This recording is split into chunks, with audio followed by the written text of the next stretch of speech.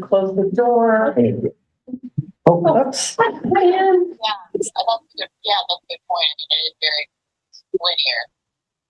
Put the door stop down just right at the base of, otherwise you can't, yeah, people can't get in. All righty. How come you always wanted it to lock when I walked in? Get the message, You there, know, Paul, get the message. hoping you didn't know. I'm more just another pretty face. All right, Well, I don't qualify for that one. No, Scott's out of town. Oh, one of us has got to feel that way.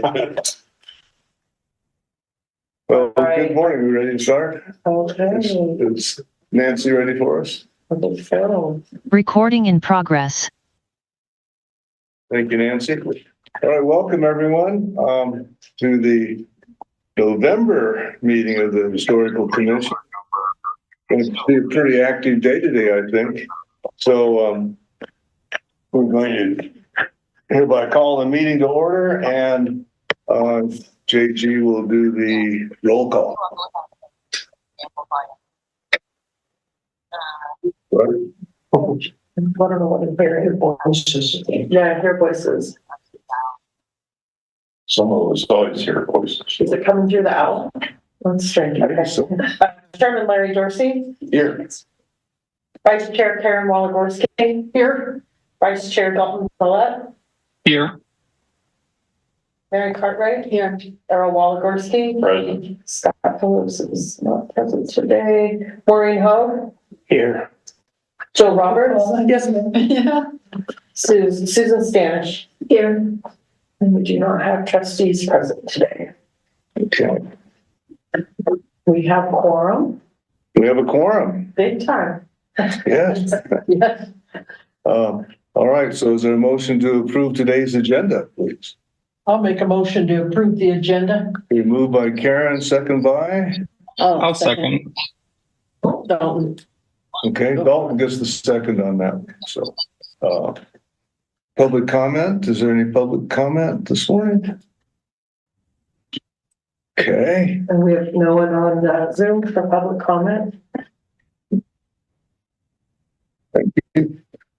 All right. So I'd like to welcome Susan and Jill today to our fold. Yes, thank you. And We should all introduce ourselves. yeah. Jill was on the commission in the past, and so she's coming back. And Susan's been on what was it? I was on Park. 7 years. Yeah. So we thought I would go around and introduce ourselves to Jill and Susan. So maybe just a sentence on some of your connection with the Town of Superior and Historical Commission. So I'm Larry Dorsey, the chair. And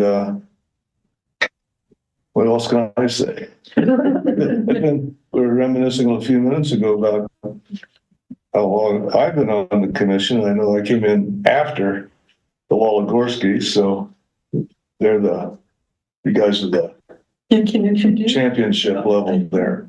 So, Wally, you want to go next? Hi, I'm Errol Woligorsky. I was one of the first ones. We know him as Wally. On the commission. Oh, okay. Back there in the Garden of Eden. Or something. Yeah, that's true. I was the one who was eating yam. Well, Paul, you want to introduce or have her introduce herself? Maureen? You want to speak? Hello, Jill. Nice to see you again. Hello, Susan. I'm Maureen. Oh, yeah. Nice to see you.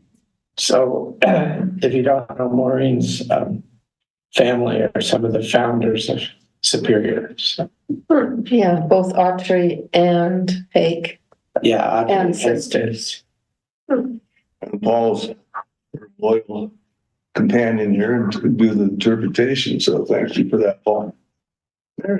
Mary Cartwright.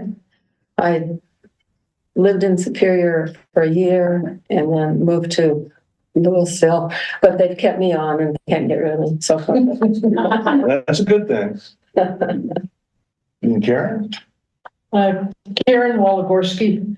I've been with the commission since right after Wally, since about 2000, year 2000. That's great. Dalton? Hello, thank you all. My name is Dalton Villette. I apologize I can't be there in person. I'm double booked right now, but had to introduce myself and meet you all, though I'm fortunate to have met both of you previously. Longtime Superior resident and Superior native, and just want to say I'm so thrilled that both of you are able to be joining us at the Historical Commission. And I'm Jennifer. I go by JG. I'm the staff liaison, both to historical and CAPS. So welcome aboard. Yeah. We have some other folks here today. We'll get to them in a minute or two, I think. No, maybe now.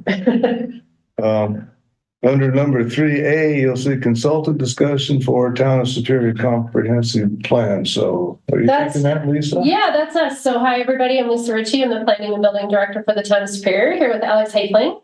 He's another planner with the town. And then we also have two members of our Planning Commission here just to hear what you all have to say. David Harper, who's our chair, and Ann Shanahan, who is our newest member of Planning Commission. So thank you so much for taking the time. We're going to do just a real brief overview of what the heck a comprehensive plan is, and then we're going to turn it over to you for discussion. So go ahead, JG. I'm going to take the first couple, and then Alex will take some too. So comprehensive plan, essentially that kind of sets the basis for current and future land use decisions in the town. It's a community-wide plan. Right now we're coming out to all of the town committees early in the process. We're going to come to you again later in the process. But last time we did this was in 2012, and obviously a lot has happened in the town since 2012. We have downtown, Rogers Farm, Lincoln's Lane. We are also going to be updating our transportation plan at the same time. The last time we did that was in 2014. So again, a lot has changed since then. We've also experienced the 2013 floods. We've experienced COVID-19. We've experienced the Marshall Fire, right? So our community has experienced a lot since the last time we did this. We've learned a lot, we've grown, we've changed. And so we just want to take the time to revisit kind of who we are and where we're going. And then again, typically a comprehensive plan, results in a map, right? So if we want to think about areas where we'd like to see some change and areas where we'd like to maybe see some stability, a lot of that gets defined in a map with a lot of language and things around that. But this is just a map of the last time. And again, the comprehensive plan, in addition to just, what commercial and residential goes on a property, we're linking together transportation, sustainability, resiliency, economic development, water, natural resources, et cetera. So it's really broad, again, the term comprehensive plan. So, and if anything, comes out for, some of the historical areas in town, the comp plan isn't going to kind of come in and override your work, right? You will still be able, we're not going to say, these changes should occur in Grasso Park or what have you. So that, I don't think we need to worry about that, but maybe high level policies related to preservation and recognition of our historic character in town, things like that. So go ahead.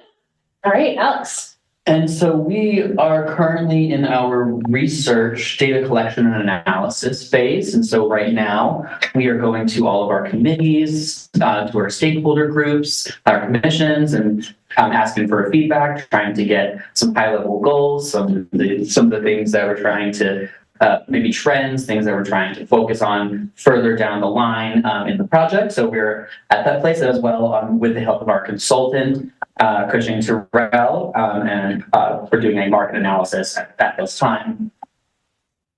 Next slide.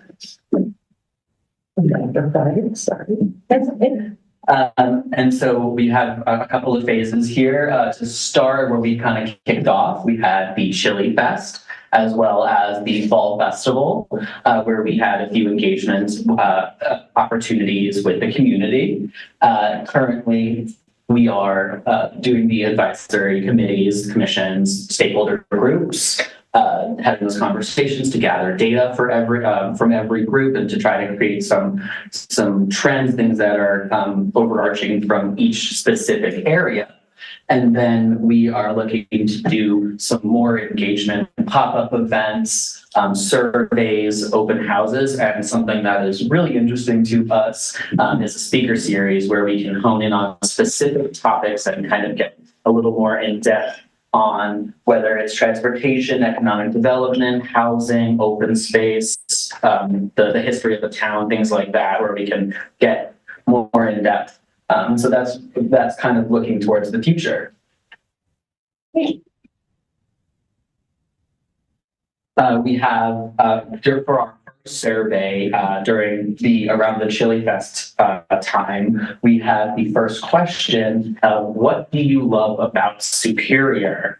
And we created this word cloud, and a few words came up here. Obviously, you could, and so open space, trails, community, small town, parks, Boulder, yeah. But just a few things that really stood out as the overarching, the things that stood out for the town, what people really loved about it. Yeah. So it kind of helps in terms of a direction where we think people might be thinking about their values and what they hold true to wanting to be in Superior. This is a graphic that we created. Just doing a little exercise comparing what vacant land, the vacant land that we have in town is dispersed. Oh, sorry. Oh, you're okay.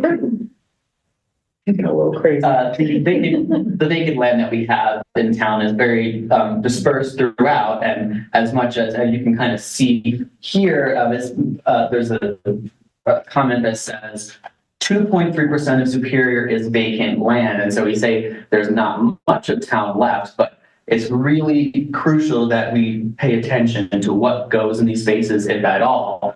And kind of what this graphic does is it shows visually just a comparison to some other places in town that exist. So overall, we have about 81 acres of vacant land in town, which could look like the entire marketplace in Superior, or it could look like the Bell Flatirons, and that's just based on the acreage, not actually where it's going to go. And then we have things like a smaller lot in town, like an original town that could look like the Plaza, or it could look like Colton Crossing.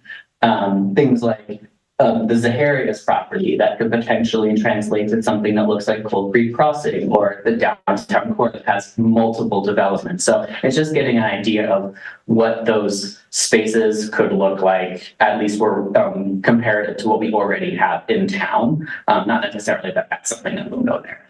Yeah, well, I always struggle with trying to understand the size of a big piece of vacant property, right? Vacant property is hard to just relate to in terms of how big it is or what could go there. So this was just an exercise that we did, right? Just to try and understand kind of some comparisons. So again, not predetermining what any of the uses are on these sites. It's really, I think, just trying to help understand kind of the amount of land that we have to think about in terms of vacant land. How is the 81 acres broken up? I mean, is it one 70-acre plot with No, 10, or is it 420s? I can kind of show that. And I So might not be able to read it. Yeah, we have areas right here, which is 23. Okay. We have some annexable parcels that also equal to 23. There's about 4 of them there.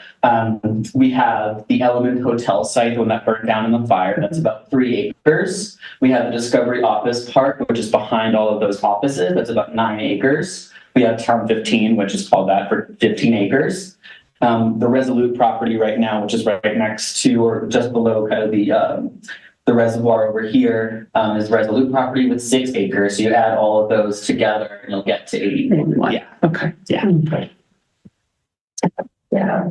So anyway, just to kind of keep in mind, we are mostly built out, but not entirely built out, right? So just something to think about as we go through the process. You know, what one thing that we're trying to think about in terms of what do we do on these spaces, you know, an economic analysis, a fiscal analysis, what are some of the impacts of different development types over the other on the long-term fiscal health of the town, as well as when we think about housing and alternative housing types, right? Are any of these sites suitable for, you know, maybe housing oriented to seniors or housing oriented to first-time home buyers, right? So, yeah. And again, collectively as a community, we're all going to decide this together, right? So and the process should take well into next summer before we land on final recommendations. And we'll come back to you when we actually have recommendations for what to happen on these properties. We'll get another opportunity to weigh in.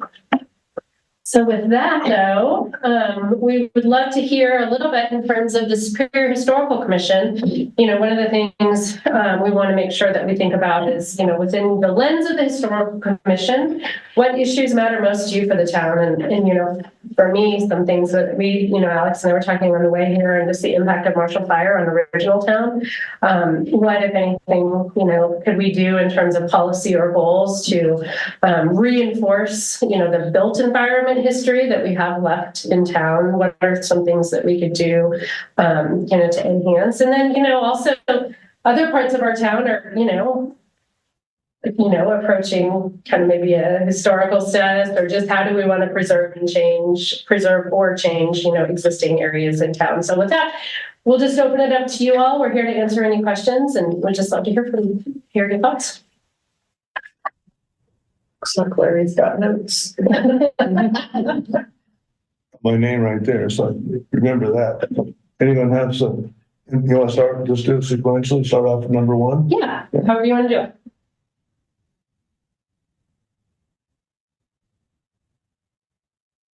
And that also can just be your own, you know, opinions as town residents if we're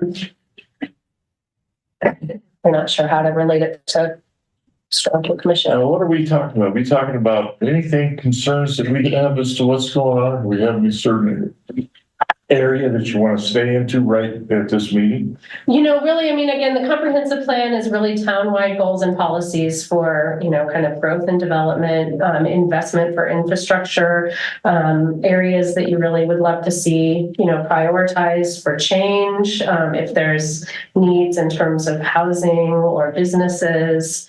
Yes. Yeah. So what I would like to suggest or bring up, way back in the very beginning, before this whole development started down here, the residents of Superior were promised restaurants.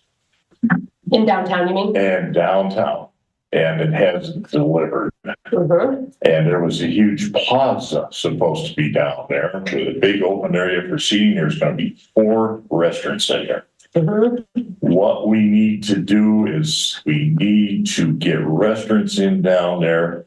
And I mean, to the point where we're not parking in a parking garage and walking a half a mile to get to a restaurant. So you mean you want to walk there or park in front of them? I want to be able to park in close. If maybe not even right around the restaurant, or have a parking area to where, like I said, we're not walking forever to get out of the parking garage to a restaurant. I agree. Restaurants would be great. I totally agree with you. Yeah, and I think they've already built in the spaces where we were supposed to have a big open park with restaurants around it. I think that's all built up now. Well, the plaza's there. The plaza that's there is the plaza that is getting built. So if you can picture, you know, that down right on Main Street, you know, kind of the plaza that's there. They haven't built the buildings yet that are supposed to be the restaurants. So they've been sold to a private developer. The apartments are built, but there are still some sites for the restaurant. And then Bigsby's Folly was approved. You probably remember that one. They're on hold to build, but they're going on the lot between the apartments and the Superior Commons Park. So I would say there's absolutely still opportunity to build the buildings for the restaurants. The private developers are not releasing those to be built yet. Is reuse in the thoughts? We've got a lot of empty real estate. 100%. And I don't want to go out to eat when I can't. Yeah. Everything's empty. So one of the things that, you know, we think about too, and the town manager, when he hired me, I think indicated that one of the things we want to think about is making sure that the Superior Marketplace remains viable into the next generation, right? That is our primary revenue engine in town, right? Making sure Costco and Target, and what do we need to make sure that those businesses and that shopping center stay relevant, and what changes do we need to consider potentially to keep them in town and successful? So absolutely, redevelopment, infill development, things like that. Any specific ideas? Or No, I mean, I look at I would love the concept of the restaurants, right?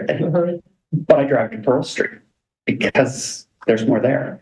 I mean, at what point do you tear down buildings that have been empty for 20 years and rebuild the concept? Yeah.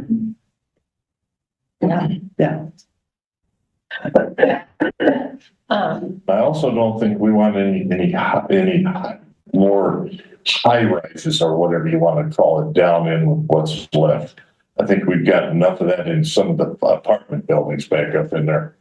So down in the front there where we need to stay lower, maybe 2 stories or whatever, but this 3 and 4 and 5 stories, I'm not in favor of. So you won't like to hear that the 3 big vacant blocks in downtown, those were the development plans were approved for those blocks. One is a 4 and 5 story apartment building and the other 2 or 3 stories of office. So I think the thought though from that is that, the office getting office workers downtown would help support a lunch crowd for restaurants. And then the residents likely would do, maybe come down for dinner, but those buildings were approved by the town board in January. I think from the historical perspective, we'd like to see some long-term preservation and what's plywood. And we are now in a place where only 3 historic properties survived the fire. So I don't know exactly what's come next, but we want to make sure what we have is preserved and there is a process for people to landmark or whatever. I would love to explore that more with you, right? Because our town code does have a process for, designation of landmarks in town, right? So I know some of these properties, I believe you have some isn't Grasso Park on the National Register? State register, okay, right? So, which offers some limited protection, but is that something that you all would love to explore some policies around, or maybe, some incentives or something to work with property owners to designate their properties? Because we would love to support that work. So some of the original town people like to have a plaque or whatever indicating, even though it's got a modern building built after the fire, have something designating that property as being a historic property, but maybe a photograph of what it looked like in its prime or whatever. And that's a great idea.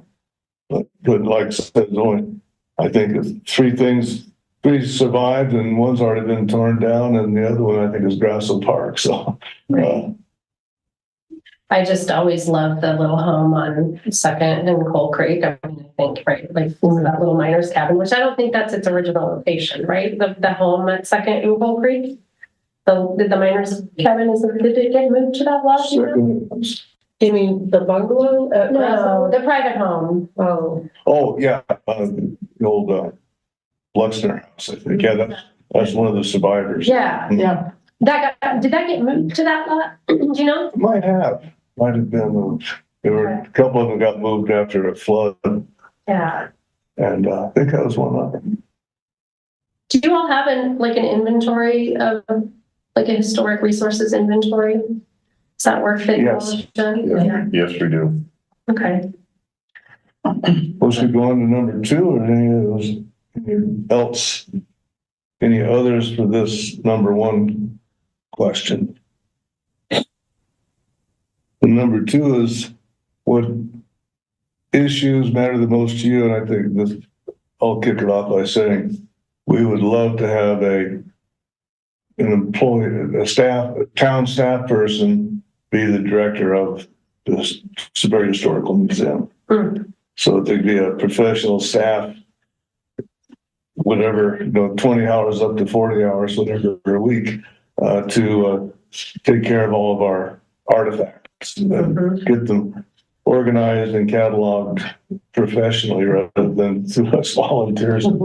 Well, and if I could chime in, it's interesting that you bring that up, Larry, because a lot of surrounding cities around us are converting their existing museum professionals and expanding it into town and city archives documents and working hand in hand with town clerks. Mhm. So expanding on not only just the historical pieces and parts of any given city, but also the, what their city councils are doing, Mhm. what their planning commissions are doing, I came from Louisville, who, in the interim time, I was here a while back, some of you may remember, and then I left for a while and now I'm back. But yeah, Louisville has a pretty robust, both museum as well as historic preservation program. And I think it would be great, with your help at some point, at least through the comprehensive plan, we should absolutely include some policies around, preservation of and archiving. preservation and archiving and honoring our historic record.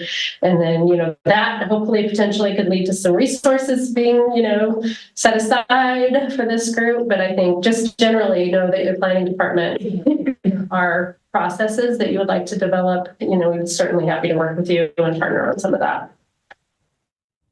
Great. Keep them coming. More ideas. Others? We'll hope to see the miners memorial completed next year. This year and next year. What about any policies related to like the parks or historic sites in downtown? As we think about, particularly now that Original Town is changing so much, are there any sort of like policies and you can think on this when we come back to you, related to, maybe how development next door, and I'm thinking about the 2 vacant lots right to the east of Asty Park, for example, right? Any development on those properties, any integration with those big parks? You don't want integration with the parks? Any sort of policy that you'd like as we think about changes now that Original Town is changing so much? Do you have any samples of what other municipalities have done? No, but we could look into that. Yeah. That's a good idea. Because I hear that and I go, I have no idea what that would look like. Okay. That's something. I'll be very honest. I have no idea. No, and that's our question number 3, right? Is what are the things through this process that we can kind of work together on? And that could be one of the things. Best practices or even lessons learned. A town did this and it was a disaster. So as much as what went very well. So maybe ideas for how to relate new development adjacent to historical sites. Mm-hmm.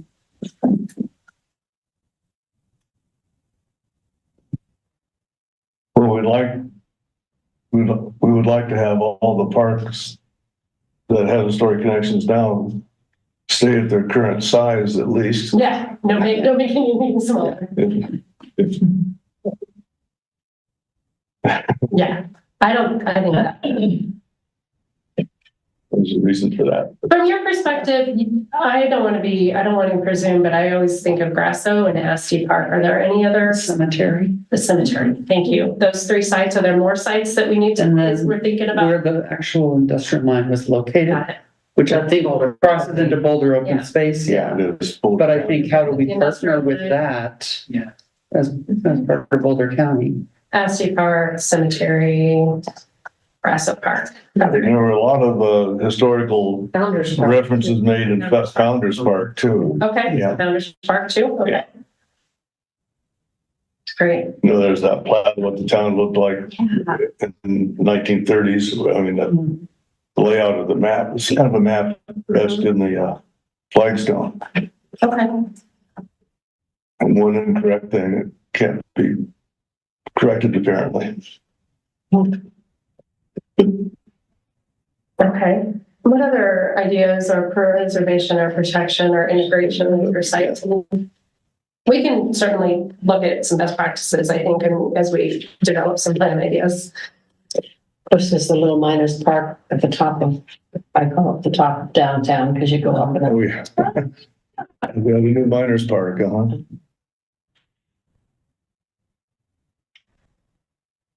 Are there any other locations in town where you think it would be appropriate to add like historical reference? And I also wonder, as you all are talking about your land acknowledgement, I actually really love this language. And I think it's something that as you all develop this language, we could talk about with the Planning Commission, integration of land acknowledgement in our comprehensive plan process. So I think as you all decide if that's something, I see some big eyes that's getting a reaction. We have something like 12 interpretive signs now, Okay, and, we could probably add something special along these lines. Larry, what Native about population. that interpretive sign where the depot was? What about it? Just making sure that it doesn't leave or go anywhere. Yeah. You know, like it's a landmark in a way, maintained it. When it's there, it's still there. But to make sure it doesn't go anywhere, I guess is, you know, is there anything else like that that could be added to the list with that? Guess I don't know exactly what you're getting at though. Well, there's I think just, you know, building policy or making sure that something doesn't encroach upon that, that space where that marker is. so we maintain them and they remain in place, so yeah, okay. Yeah. Any other thoughts that are coming to your mind, Alex? Just in terms of this? No pressure, just curious. I think maybe just on the side of as the town grows or look over these next 10 years, there's certain areas like we have original town, which has a strong connection to the history of the town, and maybe what does that look like expanding that connection to the history to other parts of town? Like it doesn't just need to be in original town, it can be in Rock Creek, or it can be in other places that, but I don't know if it's whether on the right of way or something like that, but I don't know. Yeah, there's other opportunities. And I guess Ann and David, I would also just open it up to you if you, and planning commission is within our municipal code and state charter, really kind of the body that is charged with the creation of the comprehensive plan. So I'm wondering if you all have any questions. Might see some more signs and things over by the old mining area, because you can see the footprints of the buildings when I've looked at the pictures of them, but it's actually quite difficult to relate what's there to what's in the photograph. We have a project in place, to put interpretive signs there. Oh, that would be really nice. Yeah, that would be really good. Because since it's Boulder County, I had to go through Boulder County, and right now I think where it is that Paul's kind of in our court because the town of Superior has to finance it. So There's grants that are getting written. we're probably looking at about 8 signs in there. If I was being inclined, I'd say it would probably take Boulder County 10 years to. At first, that's what was happening, but it's got to go ahead now. Is there anything else? Yeah. I'd just like to add too, along those lines, back to the cemetery. When that central park finally gets completed there, there will finally be more exposure to more people of where that cemetery even is. A lot of people have no idea that it even exists, but it could be a great opportunity for us to add some more interpretive signage and just to, honor our history more, with more information about the people who were there. That makes me think about, well, maybe another goal here would be for the town to come up with a plan for how the cemetery is going to be kept open or closed. That's been part of our problem is we keep kicking that can down the road too about, is it going to be open 8 to 5 or is it going to be open 24/7 or, and there's 3 real nice interpretive signs in there too. And also parking. To get into it. Yeah. There's no parking associated with the dog park up there now? Because the dog, I don't remember. I don't know that new parking is getting added. I don't know. No, there was supposed to be. They're supposed to be in the village yet, I don't think. Okay. All right. Great. Just for the sake of time, are there any other comments or questions? This was really helpful. If you think of anything after we leave, don't hesitate to shoot any one of us an email, and please continue to stay engaged through the entire process, and then we'll be back when we have more work on this. Thank you. Thank you. Thank you. Thank you. Really appreciate it. Thank you. You bet. Yeah. I look forward to seeing those signs. You're on the spot, huh? Sure. That's Wally's project. Oh, yeah. Have a great Friday, everybody. Yeah. You too. Bye. Bye.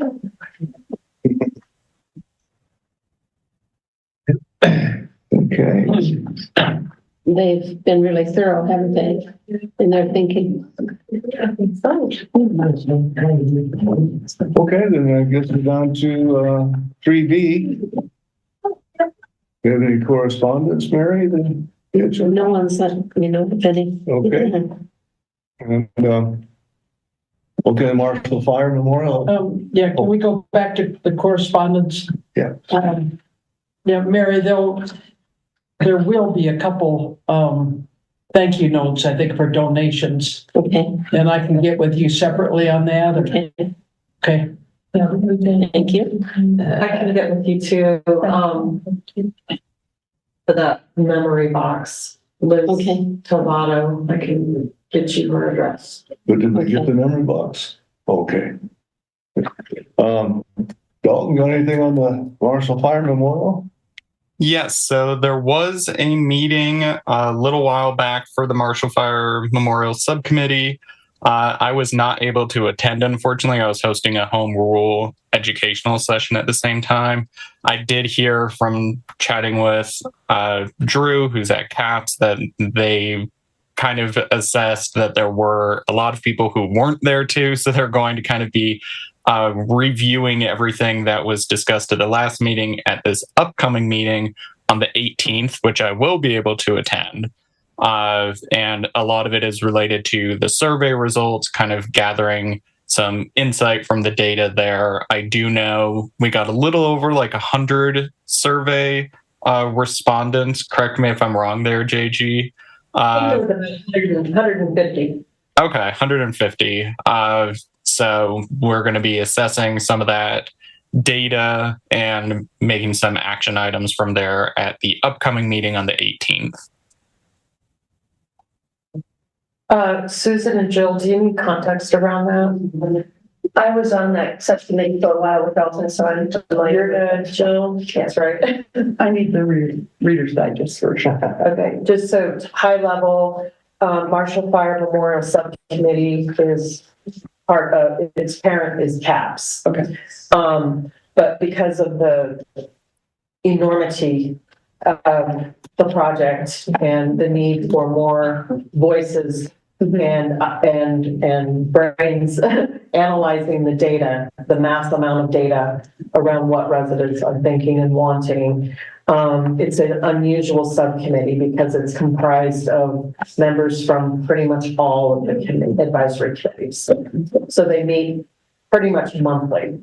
They created a second survey. A consultant did a survey last year. They created another one, and they're just in the process of sort of sorting through all of that. And Dalton is the representative for historic. That it then, Dalton? Yep, I would say that covers it. I should be able to, after this Monday meeting, I can send an email kind of summarizing everything that's discussed there. Very good. Thank you. Now, the next one's outhouse restoration. We had JG and Matt Rarick and I were going to meet with the Afflecks, and that was the snow day a couple of weeks ago. So I communicated with the Afflecks again, and Bob, the guy who's going to do the restoration, was in the hospital with a virus or something, and so we'll try to get next week to connect with them. So for Susan and Jill, we inherited an outhouse from the Broomfield Museums, and it's in place, but it has to be some bad wood has to be replaced, and it has to be attached to the concrete pad and so on. But you'll have a genuine. So it is more like the privy at Grassville Park than the old Askey Park real outhouse that just had the facade around it. Like yeah, that was just a porta potty. Yeah, it was a porta potty that had a facade. Yeah, this is not going to be one active. More like the privy that is not active. Grassville. Okay. Hope not. There will be a sign hanging. So, yeah, so that's what's going on with that. It's probably, it was a WPA project, so it goes back to the 1930s. Okay. You mean that original outhouse? Yeah. WPA yeah. project? Yeah. 100. And then we're also getting shingle donation that will match what's currently on Yeah. the mine camp house. Which I'm sure was that way with every old farmhouse. They made sure they were mentioned. One of the things I'd like to hope that we can get done pretty soon is to get it to the point where it can be fastened down. Yeah. And then any of the boards, et cetera, that have to be replaced, go ahead and do it. If it can't be painted until we get warmer weather, so yeah. Yeah, and that's what we're gonna do on November 8th, but the snowstorm came in, so, yeah, and then again, to the Afflecks are people who have, I think she's got about 3 or 4 pretties on their properties, they have a historic property on 95th Street, so they're conservationists, and he was a contractor, built homes, so that refurbishing that won't take too much, I think. Okay, over to Maureen on the RFI log.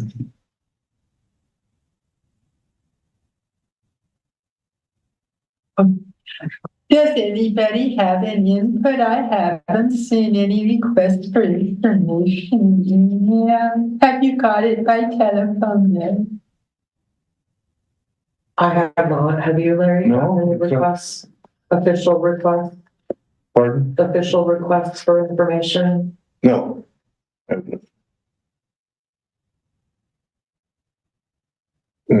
Maureen's keeping track of people who contact us. Well, same thing for the mass media list. I don't have any new additions. Historic folder never got back with me on the bibliography I asked for. I don't have any. She doesn't mean like the commission corner, does she? Historical commission corner. I don't know. I don't think so. I think she's keeping track of media. Yeah. TV, papers. Okay, so our next one, the Lions Club Marshall Memorial. So the North Denver Metro Lions Club has contributed to the purchase of a bunch of media equipment. Media screens. Yeah. Say again? Screens. That was previewed at the ribbon cutting, wasn't it? No, actually, that was a different one. Oh, okay. They have, There's more. if you're okay with me jumping in, like, Yeah, go ahead. they're basically media screens, sometimes referred to as menu screens. So if you go to a restaurant and you see those menus that are touch screen and you can bring up different information, they're screens that can be programmed in that way.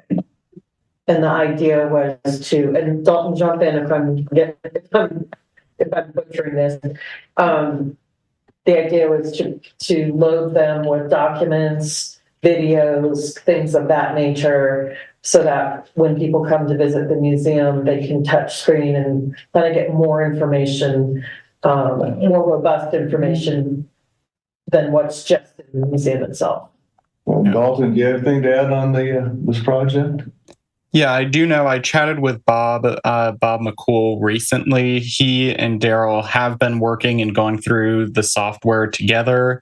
Bob said that Daryl has been directed to the training to start kind of identifying some different areas to kind of create some of the visuals that will be used on these displays. And I believe Bob said Daryl reached out to JG, and you might also have an update too with this.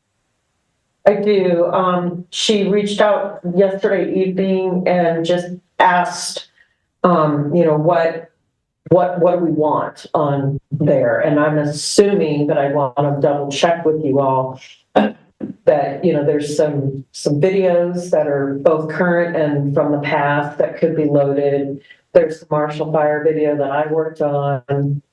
There's a lot of photographs, I'm assuming. Mm-hmm. I think we talked about getting footage from the news stations. So kind of having one component be Marshall Fire, but have other components. And this is the bigger question to you. Like, do you want the videos from the fall and spring programs? Do you want the shootout video? You know, do you want pretty much everything in the collection, or do you want it just focused on Marshall Fire?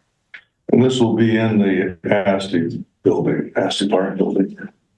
Maybe just concentrate on the Marshall Fire.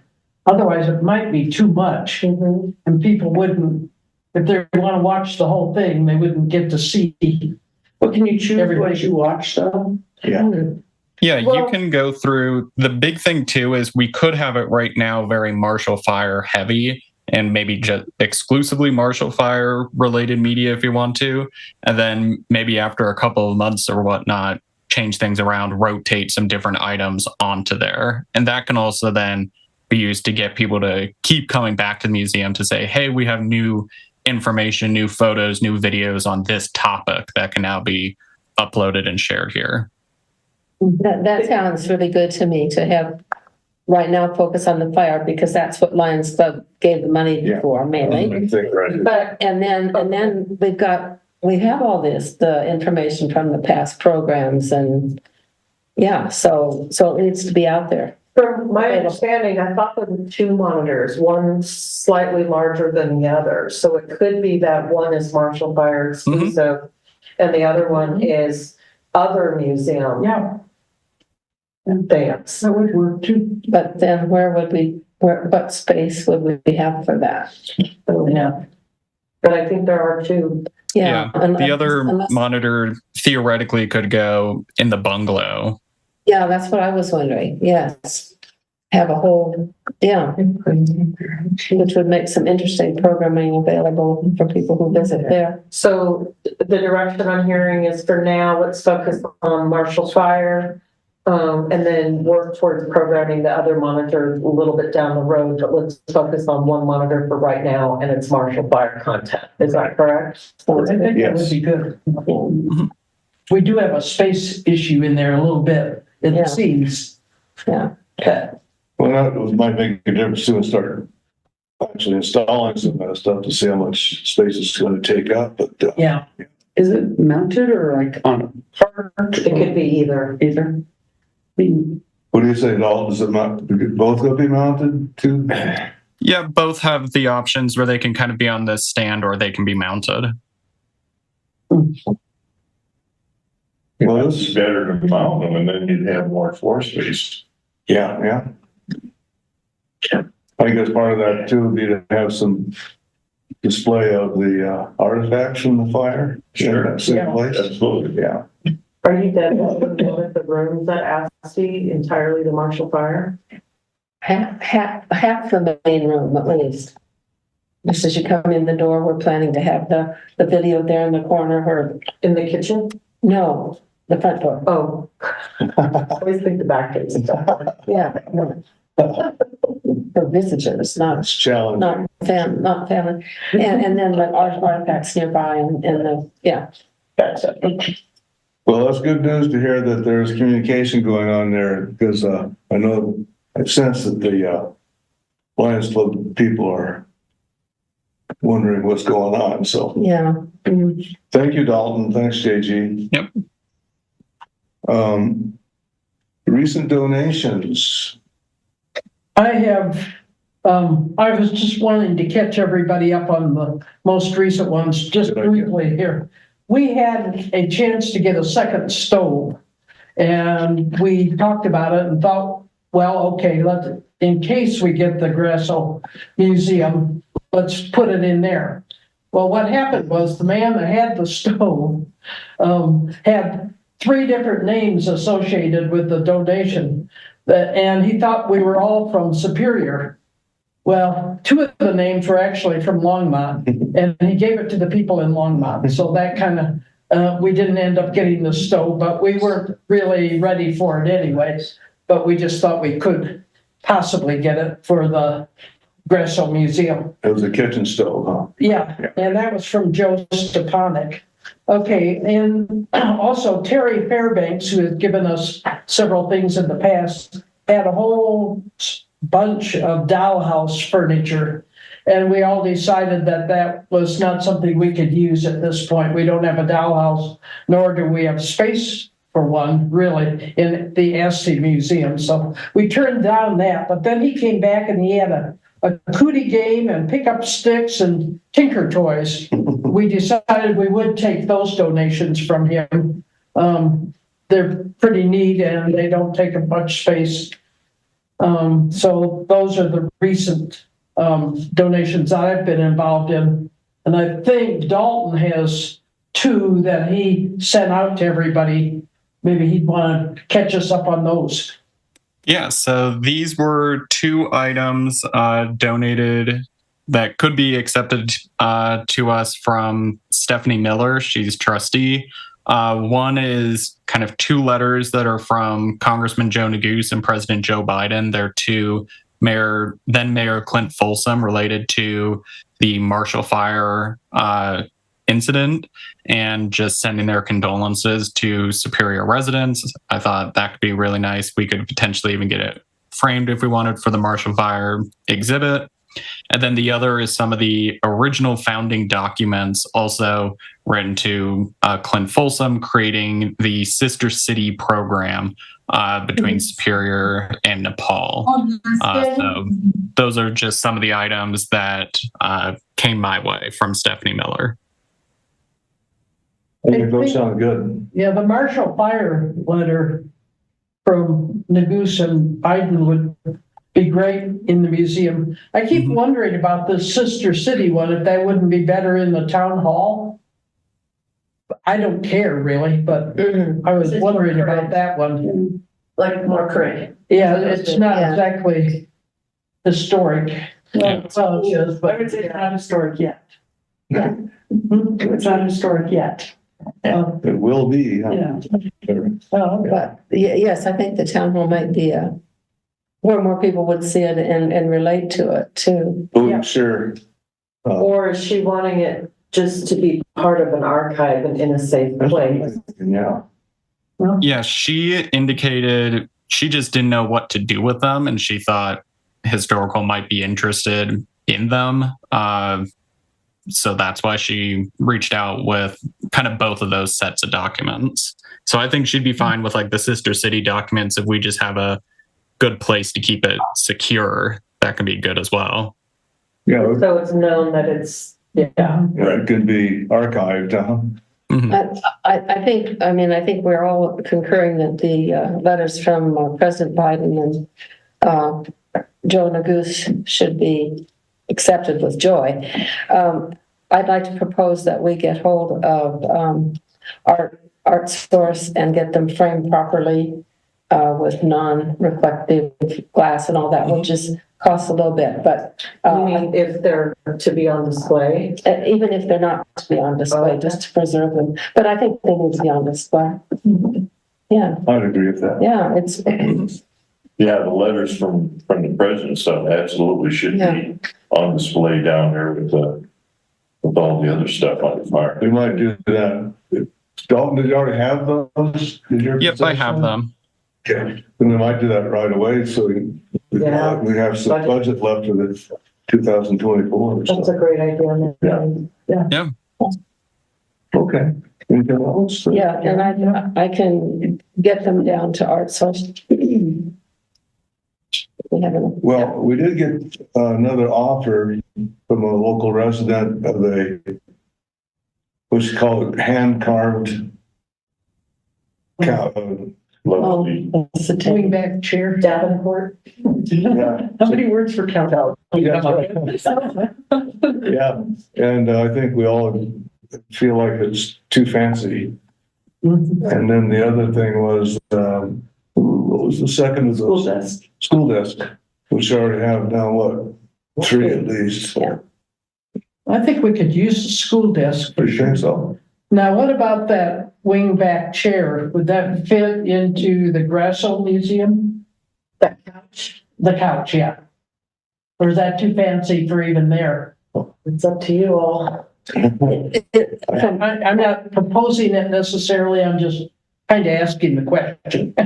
From what I could see from the pictures, looked like a pink silk kind of upholstery, which didn't look like a farmhouse to me. It looked pretty fancy. Yeah, it was. It's what you'd have in the parlor if you had such a that kind of a residence instead of, Yes, yeah, yeah, instead of a 4-room on-camp house. yeah, or even Or a farmhouse, 4-room yeah, farmhouse. yeah. Yeah. Yeah, so I think we say yes to the school desk and no to the couch. Okay, and That would be who will fine. correspond with her? Yeah, that's fine. And what's her name again? That's not Lisa Byler. Oh, that's right. Lisa, what? Byler. I think so, yeah. Yeah. Yeah. You know her, huh? Byler's family. Okay, so debriefing things, I guess we're looking at how everybody felt about having a work session on the second instead of an open museum. Were there any big results from that work session that you'd like to share? Big, oh, it's a lot of little stuff. So Jill and Susan, the museum is essentially closed the first Saturday of November, December, and substituted with work sessions just to get things situated. So I think it seems to me like if we're gonna not be open, we should maybe spend more time there working at it.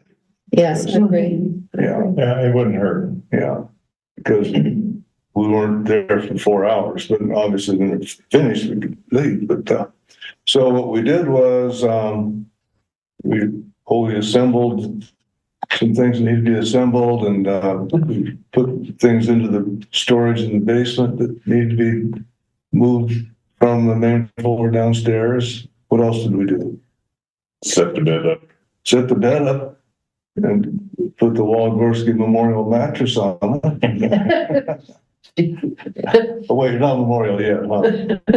Never know what elsewhere. And the mattresses are real thin, which I would think would be more typical of 67, 80 years ago, but with the Walgorski signals, there's another one go on top of it, so I make it 4. We can make it 4 if you want. Yeah. I don't think we need to put that, No, we can get rid of that. I guess that means we need to get some sheets and things too, then, huh? Well, we have the quilt over right now, which is, Maybe that's all we need now. another thing we need to do is get that sink installed. yeah, I was gonna say, Yeah. any. I have updates. Then update on that, great. Okay. Well, let's see, so, we could maybe, just putting a quilt over is gonna be adequate forever then? Is that what we're saying? No. I know it would be start out to spend. I think it would be to start out, talking about the bed. Yeah, Yeah. I think that would be, get started, then we want to do something different, we can always do that. I'm thinking about our balance yet to be spent this year, so. I could probably come up with an old pillow that wouldn't cost anything. I know. But Larry wants to spend budget. Spend, baby, spend. Well, anyway, yeah, thanks for reminding me about that. So we got the bed assembled. It was a good work day. But I agree, we need more, and we can't just have one where, we need more, and we need more concrete ideas to start to get, like Karen and I assembled the display case, but now we need to unpack and think what goes on there, Yeah. set up the little school desks however we want them. And How about this? If you, obviously, nothing's going to prevent any of you from going there individually or in groups of 2. But as soon as you get into 3 or more, that's work session time. But if you decide that you want to arrange for any additional work sessions, just let me know. And I just need to post it, a couple days in advance. And it's more than fine to do.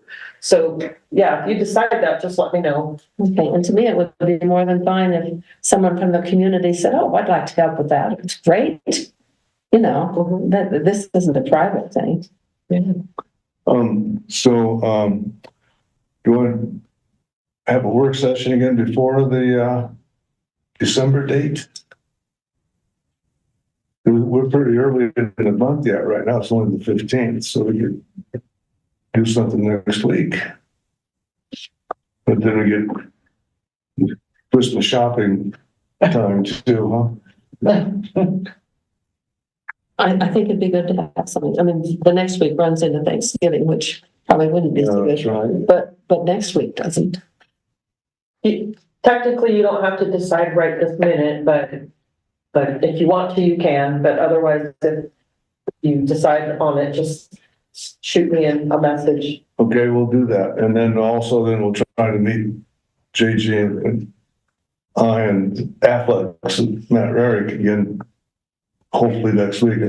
She talked like he was it's been almost, I think, most of the week in the hospital. I think he's gonna be ready to take a look at it next week. Okay. Heritage Roundtable did not meet yesterday. If Antrim is going to meet on Monday. Museo de las Americas, I think. And So that's the next one. When was the last one? well, they're every 2 months, so Oh, so there's nothing to debrief on this one? nothing to debrief. Can I just ask what those things? Yeah, sure, I was gonna do that, but the Heritage Roundtable is an informal group of historic preservation advocates in Boulder County. Okay. And so we normally meet on a Thursday morning and right before this meeting, and it includes historic Boulder and Boulder County open space historic preservation. There's different. Sylvia Pettit was a local history author and so on. Yeah, so we get together and talk about old stuff. And ANFRAM is Association of Northern Front Range Museums. So it's a museum association, and get together and see what's going on in everybody else's museums, and then also it's kind of a forum where people can say, I've got an extra cold bucket, anybody need one or something like that. So does the historical commission have a rep for those, or just anybody who wants to go goes? yeah, anybody who wants to go.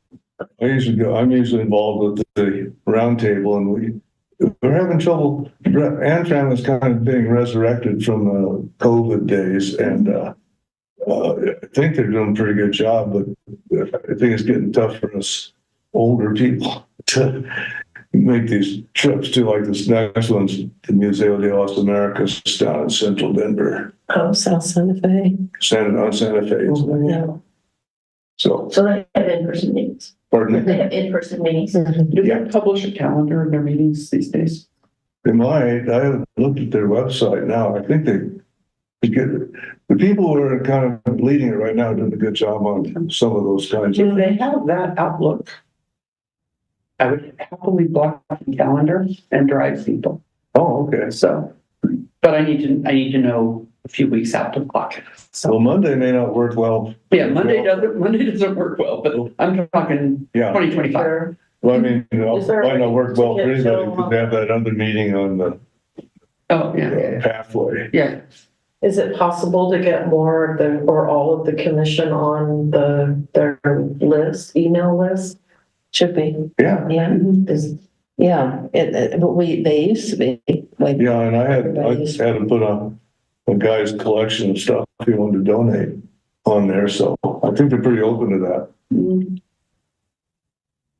Yeah, if I can make it go around to work, I'm happy to drive the bus. Drive the bus. Bring snacks. I think they have snacks. Okay. Very good. On November 1st, staff had a team building day, I guess you'd call it. That's what I call it. And I led them through the museum, through the cemetery. It was all JG's plot, so. But give some reaction on that, JG. So on a quarterly basis, we have all staff meetings, and there's we have a wellness committee, and they arrange these quarterly staff lunches, and a lot of times they attach an activity or a field trip or something to it. And this particular one, they were interested in a cemetery tour. And so, of course, I could lead it sort of, but would much rather have someone like Larry do it, so we invited Larry. And it was a wonderful turnout. They said it was the best staff turnout for any activity that we've had, so thank you, Larry. I think, you know, similar to what y'all were saying earlier, a lot of people don't know it's there, or they just don't know much about it. And so I think everyone really enjoyed it. In the spirit of trying to document more things, both for historic and CAPS, and build a video library of a lot of things, important things that are going on, I did contract Nancy, who's kind of our AV technician behind the scenes here, to document the tours so that could go into the archive. Because I don't think we have any said tour on record. So that was really nice. Bill, you know, it was kind of funny because we had to deal with airplanes going over, so we had to do a couple of retakes here and there. But overall, I think it was really wonderful. And so we'll probably see that video within the next few weeks to a month, I'm guessing, just because there's a lot of editing to do. So Larry, thank you for your patience with that. I appreciate it, but it'll be fun to see. And just also know Joe and Susan, I've worked with comms over the last year and built a arts and history webpage. And it kind of separates out the arts and history, but it is sort of under this umbrella of arts and history. And we're trying to, it's not there yet, but it will be. We will have links to all of the historical video stuff as well as the art site. So kind of going back, looping back into these monitor screens at either museum. If it's not there, it can live on the website. Okay. And my agent will be in touch. Wonderful. Okay, and letter D, we have discussion about the Cold Creek pedestrian crossing on 11/18. I think it's at 6 o'clock. I believe so, yes. Yeah, is there a time frame on that? Is it 6 until it ends? I'm guessing. Well, community center closes at 8, so it definitely won't go past 8. I guess I can't guarantee that. Oh, so it's here at the community center. It's here at the community center. Well, I thought I would attend and maybe reiterate. Has the new board been sworn in yet? No. Okay. And see if I handle any questions. I know it so happened that Susan and Jill were at the board meeting tonight. The issue came up there too. So, and when I snuck out, I got cornered. Oh, did you? Okay. Can't escape. Huh? It's all okay. Yes.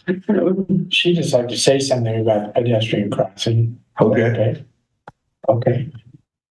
I would agree with Daryl McCool in her email of a week ago, Larry. She pointed out to Matt Magdy that the steps were going to be a hazard for the mountain bikers. Far more dangerous for the intersection than a blind corner. I believe that's a very good point. Yeah. I thought Maureen's answer to Daryl was brilliant. Really well said. Gigi, is there a map showing where it's proposed to go? Yes, and I can send that to you. Yeah, I wanted to go walk it this weekend. So. Yeah, and I think Daryl had also asked prior. Well, I can't go to the meeting on Monday, but I do think Daryl made a very good point. We agree. Yes. And she had also, I can't remember which message it was where she asked that it be flagged, where the wind and the path, the entire path, which I really hope happens. Yeah. Because I think because there has been a lot of questions about how close to the barn and close to the creek. And the width, because it was 8 feet, 10 feet, like a lot of, it was kind of confusing. It was. So anybody else planning on attending Monday? No requirement, just curious. Okay. Yeah, and Gigi, it sounds like you could forward her and that. Yeah, I can. Good stuff. It is, I think it's on the town website, but it might be hard to find, so I will absolutely send it to One you. time it was on the, You can even just send the link. It's fine. the sign saying, you know, construction coming. Well, I guess they took those down. They did. Yeah, They did. okay. Never mind. Okay. So Mary, I think this might be your department here with the indigenous people. Okay, well, we had talked about this about 3 months ago. To have, and I wish Scott were here, to have a land acknowledgement, just acknowledging, you know, Superior stands where other folks did for centuries. And I thought it might be as we, because fairly soon we'll be officially opening the new museum, that would be a really important time to make this acknowledgement. And so this is one that was drawn up by a group called Indigenous Allies, which is another group out of Boulder, sort of works in partnership with Right Relationship Boulder that we've heard from. And so this is just something for you to read and think, now, does this work for us? Would we want to change it any? So it's something to get, but I don't know how soon we think we'll be into the new museum, but we should probably work on it fairly soon. So if others agree with me that would be a logical time to state the acknowledgement. Is there any work going on to do more than acknowledge? Like, I know all my knowledge of the Superior history starts in the 1860s. Do we have that? Not much. Before it? Not much. Okay. It just has to be real general. Because Yeah, no, I was just curious, is that something we're building that could become part of the menu screen? We've briefly touched on that. Because I don't think there's a collection to do, yeah. Yeah, no, there it would be. Yeah. That's why there's Scott we're here, because he's very knowledgeable about this whole big thing. I'll table my question. Who's Scott? What did I ask? Pardon? Who is Scott? He's another member of the commission. Oh, okay. Yeah. Scott Phillips. Oh, okay. And this part of what he does professionally is working with Native people. So we'll table it. I mean, we'll come back to this. Yeah, take this home, look at it, think about it, because Where should we go and think about both Asti and Grasso? You know, I'm thinking we have to revise that sign for the Asti Park building, for the museum building, since it's outdated now. Maybe could incorporate it into that. well, I'm just thinking, because we'll have some kind of celebration ceremony when we really open it. And I'm thinking that whatever we do could be read to start with, and then we can decide what we want to do it on a more permanent acknowledgement basis. That's a good idea.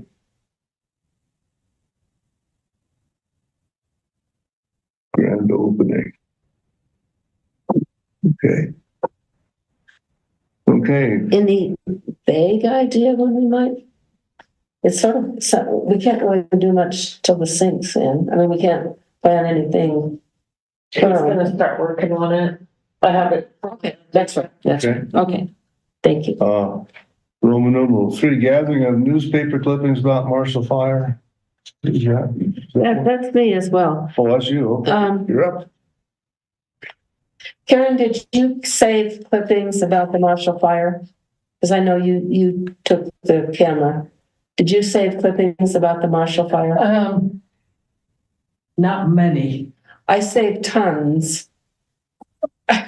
Great. And so what do I do with them? I mean, yeah, help. Well, I can look. Yeah, should we just trim and how much? Okay, so I'll I have some too. Yeah. But this actually applies to all of our newspaper clippings. We lost a lot in the fire, but I have a ton of them at home. these are previous, goes back 20 years. Right, We need to get all of those somehow archived. right. Yeah. So we need to purchase, if we have any money left from framing our 2 letters, a lot of archival kind of sleeves and binders, I guess, and just put them in. Do you scan them as you archive them? though?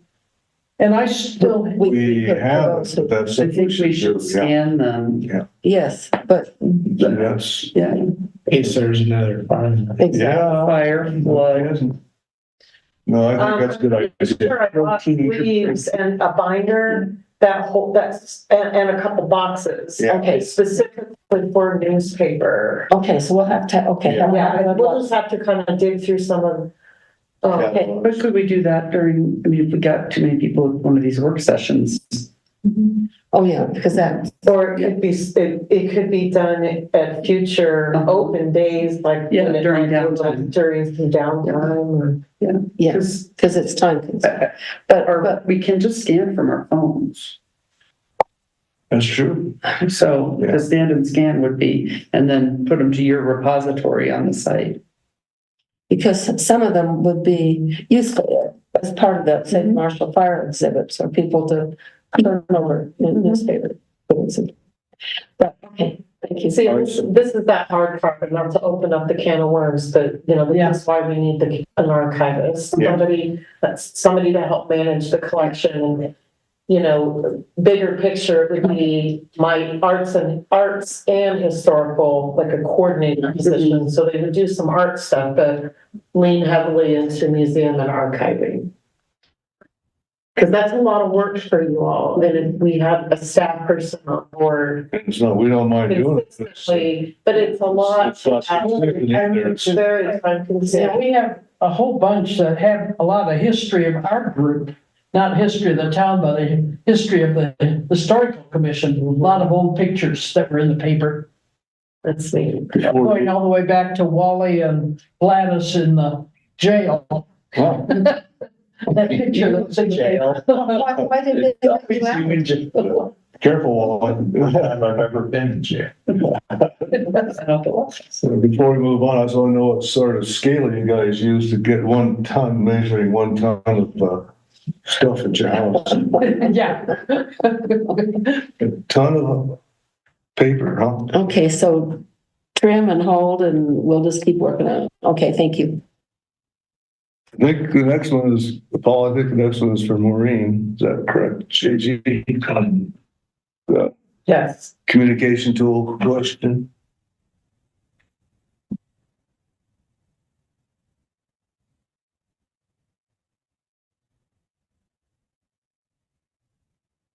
With me, our plan for our publication. Yes.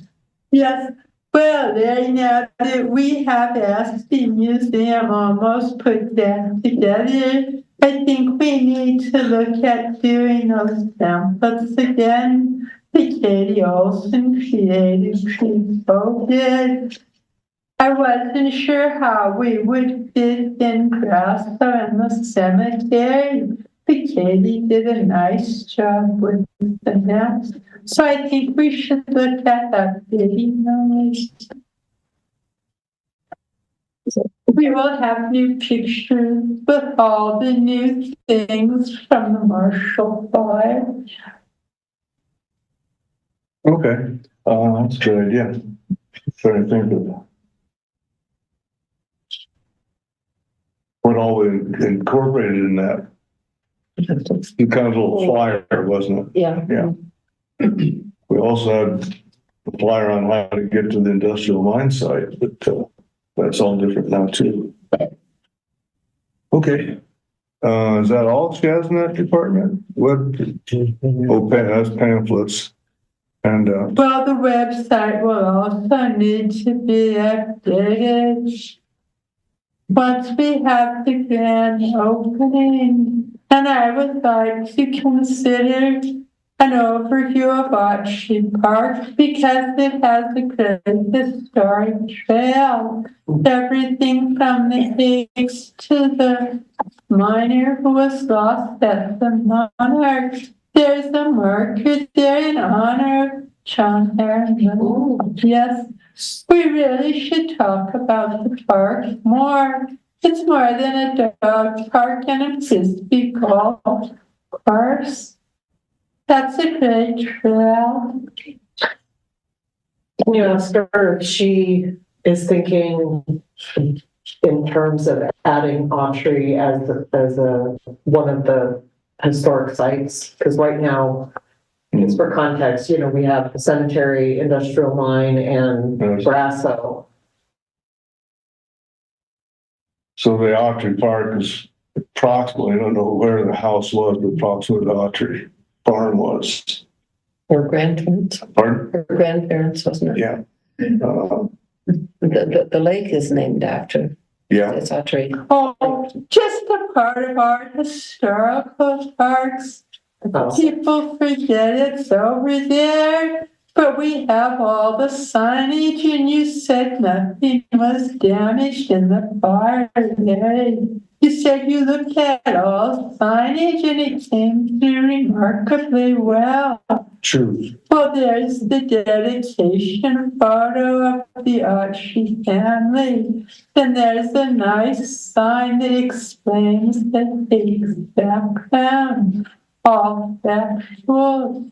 And I think the Barr family put out a memorial there too, where their farm was. I wondered how many of our newer members had been out there. When my mother and mother got dedicated this 13 years ago, I walked it. Very impressive. I think it's a good idea to include the Autry in those parks. So. Definitely, yeah, good idea. Okay, very good. The Lost Superior book, does she want to, what her thought was on that, or should we wait, because is that sort of premature anyway? Well, it's kind of tucked away between the dog park and the frisbee golf. And the duck ponds are over there. I know about the duck ponds because my grandfather would do his bird hunting over there. Was also the pickleball courts are in there now too. So I hear they're very good pickleball courts. You've heard that, right? Scott says. Oh, I wonder if that was from personal experience, right? No, Scott. Mary and I are going to go play this afternoon. Court reserve. Yeah. Everything. Test it out. Karen Walgorski is number 5 in mine. There's a missing key. Yes. And she brought it up, but we all are concerned about the missing key because we can't open the display case. Yeah, there are some things in that display case that we need to get out of there. And Wally and I went back over there the other day and just searched again everywhere in that front room.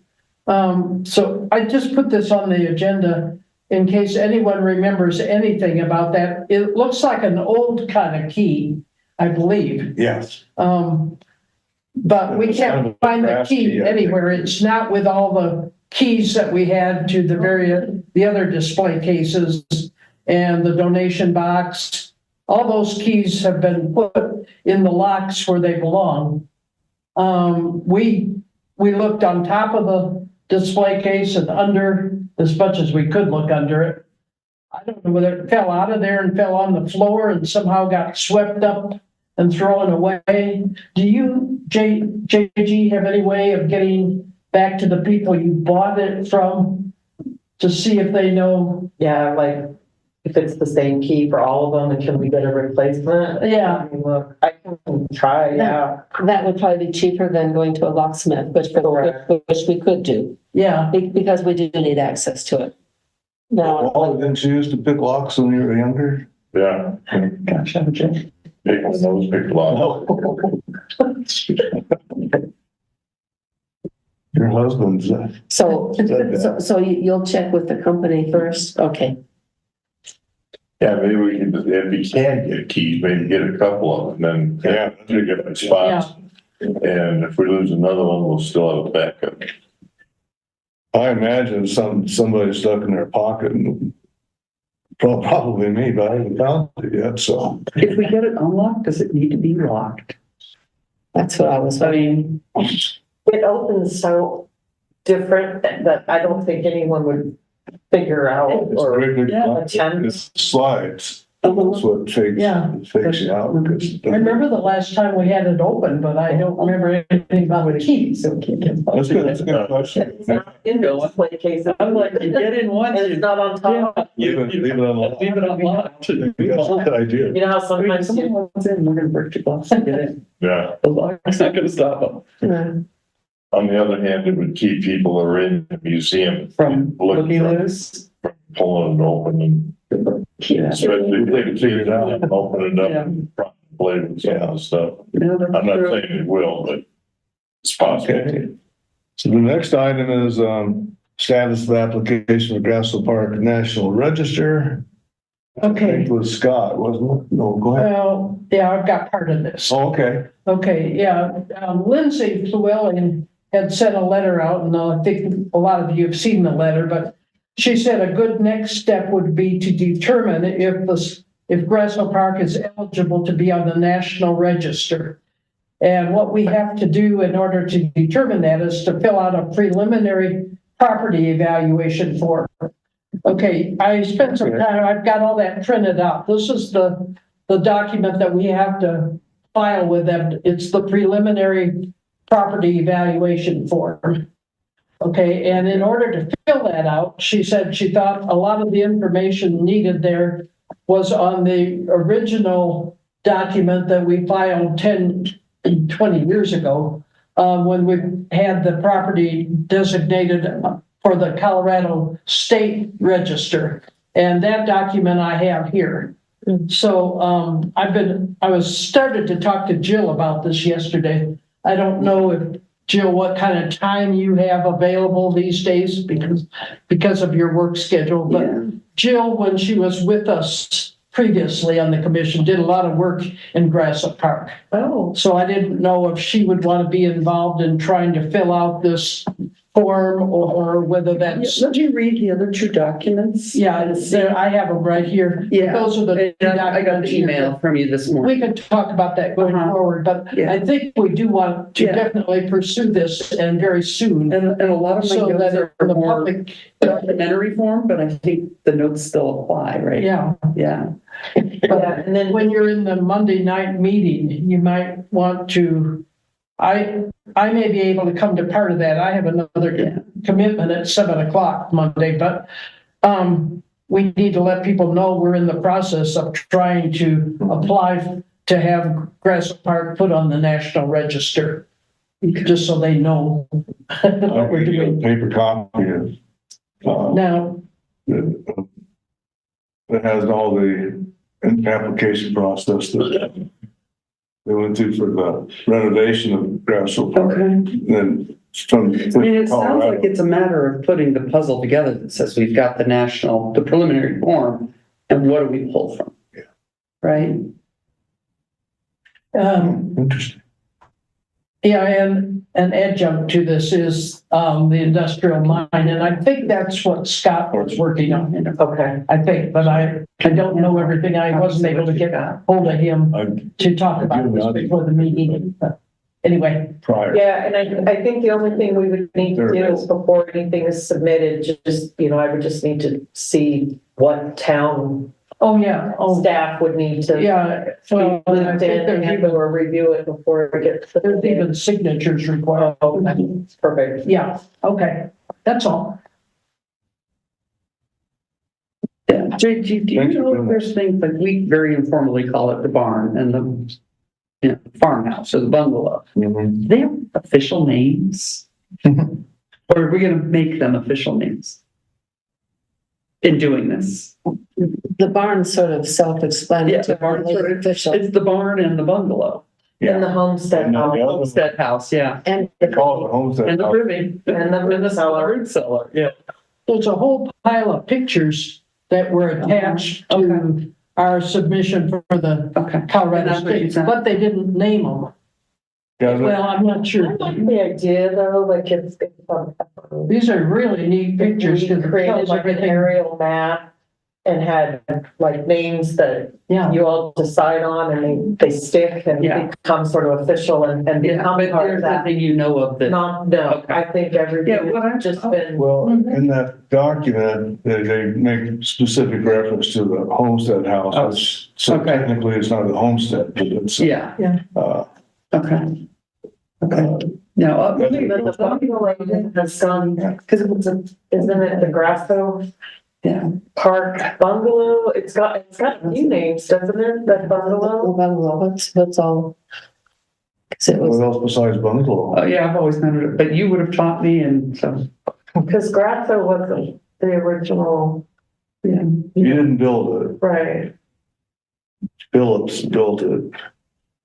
So yeah, but yeah, it's always Yeah. been loosely called the bungalow at So, Grasso Park. Come, like, spend an hour with me on Sunday, because that might be good background for you going through the application and the documents. Yeah, to check. Yeah. We'll text, I'll get your number, we can text sometimes. Okay. But that way you get a good background. And we can just go through it and see what it really entails. You know, is this a week job or a month job to get started? Yeah, and when and if you need staff jumping Yep, in to help exactly. or not. Yeah. Okay. Excellent. Yeah, so let's look at Sunday. Okay, so can we officially or unofficially name you the? You can name me The anything. National Registry Subcommittee? Sure.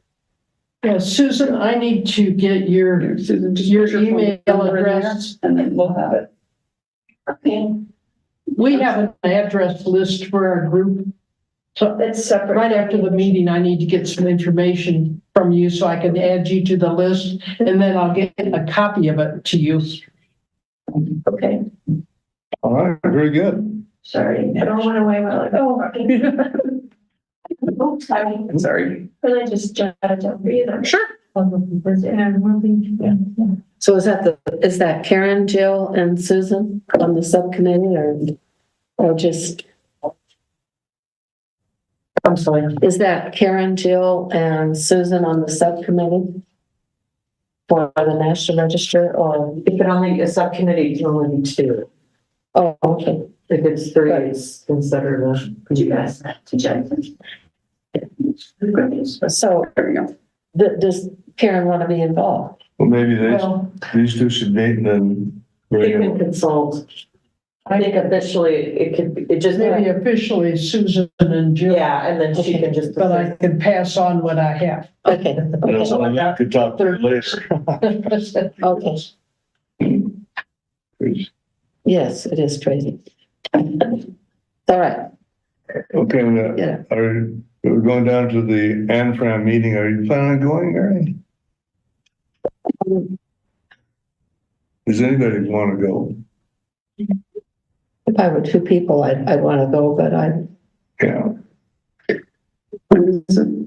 This is the. coming Oh, yeah, and it's yeah. 1 to 3 in the afternoon Yeah. these days.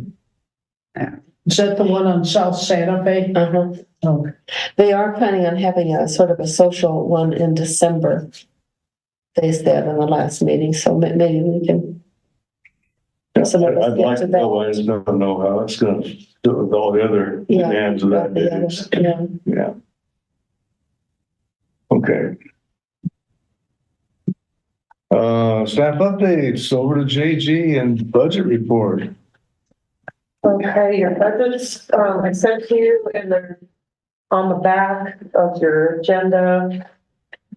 About $1,900 left in your annual account, 640 something in your donations. Obviously the reserve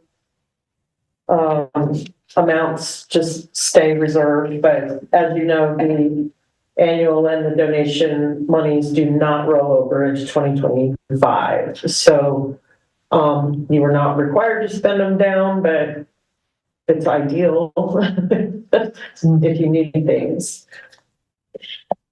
I like the idea of the framing though. Yeah, I mean, when I had something done, in fact, we wouldn't have to go to Art Source, we could go to Creative Framing in Louisville. When I had something done 12 years ago, it was like $300 for proper glass and all that per So, and I'm sure it's worn out. So that would be something. Easily $1,000 per. Well, 800 maybe. We Yeah, could always, I think we always get a price break from Katie too. When she does it, kind of, That's true. when she's available and, The other's easier to drive to and park. we just take Katie's house. Oh, those of us live in Superior. The loose. That's fine, or. But there'll be frames to show and to choose from, and something need another subcommittee. But yeah, so that is a chunk. What else did we just mention too? Well, some storage boxes and.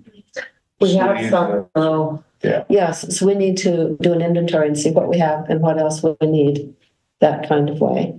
Some of those yeah. dusty. I like the idea of maybe going through the basement and looking at not only storage needs, but anything else.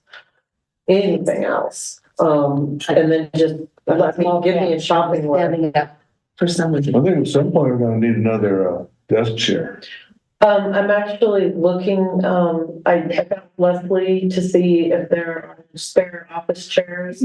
Yeah, At different, we have so many different office locations, and she said there's a handful, and so I'm looking at them on Monday. Oh, And if I feel like they're okay, I'll grab one or two, because it might be nice to have more than two down there. In case you all are hanging around down in the basement.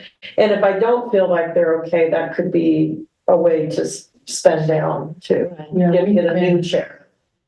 but we need another rug too. I think the rugs that are in Grassland should stay in there. Okay, so just one? Well, I think so. I think just one for the south room. The same, blue or green? I like What kind of we curtains? like the blue when we had it in the old one. Okay, As long as it looks like a rag rug, I guess. yeah, right, oval, do you like the big oval? Yeah. Yes, Okay. Mhm. and that fits with, Yeah, if we need to verify the size, we can do I that. still have the record from when I bought it before. Okay. One of the things we did when we had the workday was to bring over all the, office equipment, or office supplies, pencils and paper clips and that sort of thing, but I don't think of anything right offhand we need in that area. We put quite a few things out of the cabinet that was in the hallway at Grassland. I took a whole bunch of stuff and just kind of dumped it. Yeah. We need to get it organized. We can do Yes, that on our you are workday. correct. Yeah, so basically, I just have to spend, everything has to be spent before the end of the year. So I think as we move through the rest of this month and into December, if you can just start thinking and just letting me know, and I can make things happen. Weren't we talking about putting curtains in the ASCII? We've got the window. We got the window shade, but I thought we were also talking about I doing. think you're right, Wally. yeah, we Here have at one time, agreed for the curtains. shades are so pretty. I think. Yeah, the shades are nice. Did a good job. So, I would say if we need more money, if we need to spend more money, let's try to get it in this year. And otherwise it could wait on the curtains. Curtains. so let's assess the chair, the framing, curtains maybe at the bottom of the list. Yeah, Okay, Yeah, it's not gonna take a whole lot of money to get curtains, I no, wouldn't think. because I think the type of rods that she wanted are not very expensive, yeah. and curtains wouldn't be either. Just another sort of thing, is there anything at all of the historical commissions left in the town storage unit? Or did they pretty well clean that? Is there anything else we need to know about? That's a good question. Probably need to go back and. Well, we moved a lot of it out when we brought the stove over. Yeah. I don't think there's really much over there. There might be a couple things from Marshall Fire that were Some fire remnants. remnants. I think that's it. Okay. But we can certainly check. The other thing, I have some boxes of books, Lost Superior books here at the community center that I will eventually bring over and put in the basement, Okay, just so that they're all in one place. all the same. We like to keep some here because we do sell them here, but I think having the majority of them at ASTI would be good. I think so too. Yeah. Okay. Okay, any questions on the budget? Nope. Okay, the Marshall, or the minor memorial, which Bill and Susan, just again, really quick, high level. It's been a desire by the commission for a long time to get a minor memorial at ASTI Park. The group really likes the minor memorial that's up in Golden on the Mines campus. And so we're basically duplicating it. The stonework would be different. We went up there and measured, and I talked to our superintendent to try to get some contractors lined up to get it constructed. And there's been some delays, but I'm hoping, fingers are crossed, that it's gonna start like either today or next week. Oh, wow. So we have CIP, capital improvement funds, flagged by the town that were approved by the board for this year. So that's why there's this pressure it's gotta get done or we lose that fund. So based on what I'm hearing, I don't have a hard copy estimate of the cost for that construction. But I think there would be enough left over to get plaques made for the outside that list the miners and list any other information. So it could be that we might have to move quickly. So I wasn't expecting that we would have extra money. But if we do, I would like to get the plaques made. So if I suddenly get into a whirlwind of urgency around that, that's why. So stay tuned on that. The Lions Club and the Lions Club donated a bench for ASTI Park. It's done. It's at the old firehouse in storage. It's just, again, we're waiting on the parks crew to pour the concrete pads and get them installed. So where they will go has been indicated. It's just, we're kind of in that early pattern. One is gonna go, the ones from the Lions Club is gonna go close to the museum at ASTI. And then at the same time, the town had one made for, Phyllis. Pardon, and that's gonna go on the other side of the park, kind of close to the entrance on, Coal Creek. There's like a garden-ish opposite of where the mining cart is. Yeah. So the west part. Yeah. Southwest corner. Okay. And so the miners memorial, we have 17 or 18 names of miners killed in the industrial mine and one in the Blueville mine. And so what we're kind of shooting for is a plaque listing the names, and then the smaller plaque or plaque in a different location with some more details about their mines. If that all works out. It would be great. And so it's a two-part project. Statute some future. Yes. Yeah. So it's a two-part project where it's sort of this L-shaped, like, base or platform type of thing. I can send you all a picture. So the actual bronze statue would come hopefully next year. And we have a grant writer who's been trying to explore different avenues for potentially getting that funded. Okay, I'm gonna skip item 3 for now, just so I can go over some other updates.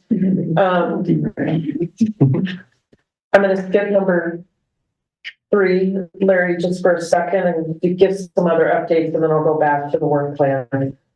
So there was a lot of talk about the potential for the fire truck to be at the Winter Festival, that is December 14th.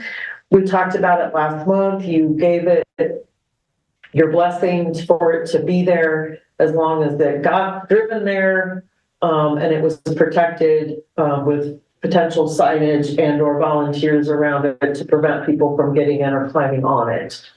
Logistically, because of it's a Saturday, getting it there, the potential for snow, and we're not wanting the truck out. There's just I think logistically, Michaela just felt like it was just getting too much, and so she decided just to scrap the idea. So it will not be at Winterfest.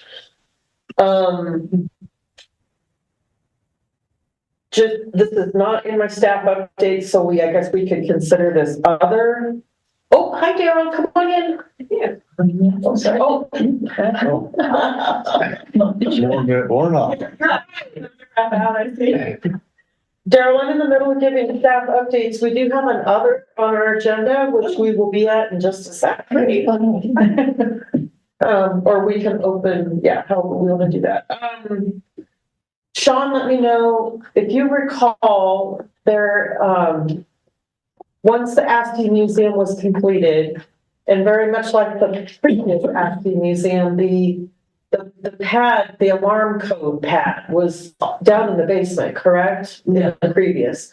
So they kind of went back to the old way of doing that, and they put the alarm pad in the basement, which I feel is very inconvenient. And so we now have a second pad upstairs outside of the bathroom. So the museum is currently not armed, but when we do decide to arm it, you can come in the front or the back door, Mary, the back door and North door. Go towards the bathroom, and the keypad is there, okay?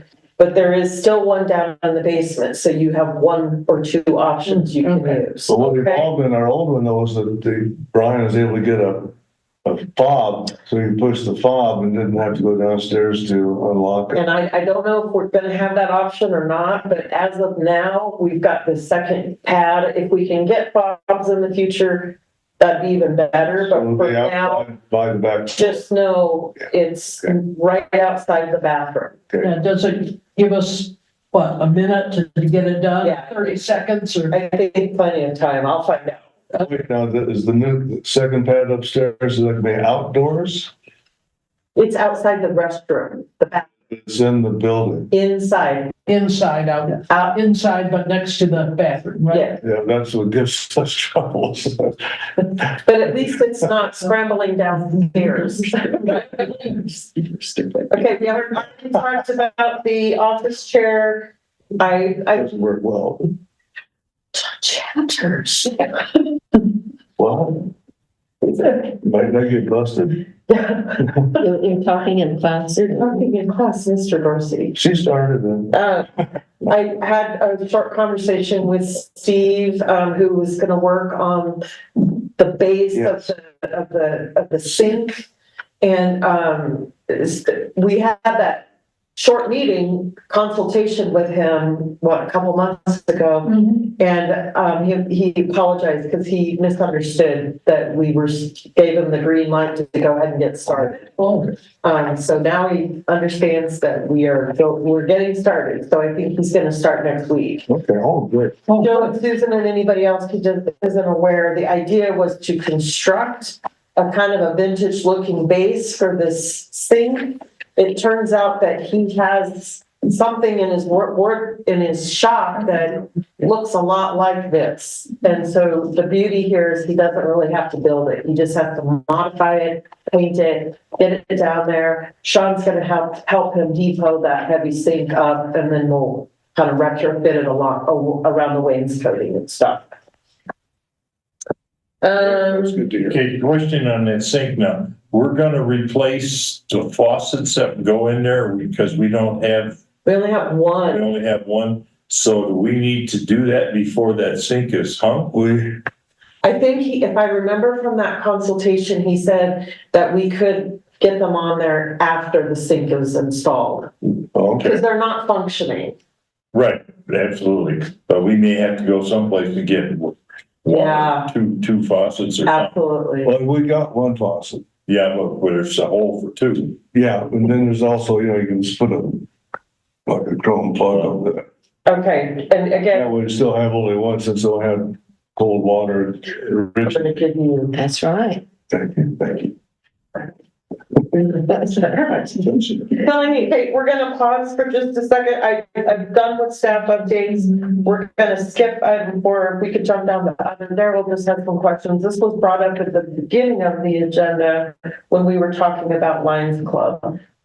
Right, and I now have access to the software, and I know I'm learning it as we speak, but I need to know what you guys want on those screens. Bob did just a little testing, threw up some, Grasshopper Park images and things like that, but I suspect that you might want or have more direction than just random pictures. And we do have a little, they did discuss it briefly. There are 2 monitors. Mm-hmm. I think, if correct me if I'm wrong, I think they would like to focus on 1 monitor for right now that would go with ASCII, would focus all on Marshall Fire. Okay. So I have created a couple videos myself, but I think there was, we'd like to collect some local news videos. We'd have to get the permission. Right. And then photos. Okay. Is there anything else? I think that was. Do you have any other questions for Daryl since she's here? Thank you so much for coming. Yeah. Yeah. Yes. Thanks for doing this. No problem. I really, anytime I can help. One of the thoughts I just had too for future was maybe the idea, because they are touch screens, is there some way there's an interactive, like you put period pieces up and then people can pick, which ones fit the period, the time period or something like that. And just something fun and interactive and experiential to get people to learn, you would not have a horse and buggy in this state, but you would have just something fun like that might be like little snippets down the road, would this go in the mining house or, I don't know. There's really no limit to what we could create in that realm, but it's just a future idea, especially because they're touch screens, and I think that would be really fun, and it would also engage a younger demographic. So what comes up on the screen then? Is it like a menu and the viewer can touch something or show a video of the fire? Well, that I don't know yet. I think we can do it a couple of ways. Like it can just be a continuous running thing, and we don't, people touch the screen. We'll have to figure out what happens if they touch the screen, if we want them to at that point. But that's a great question in terms of, can they go back? Can they pause?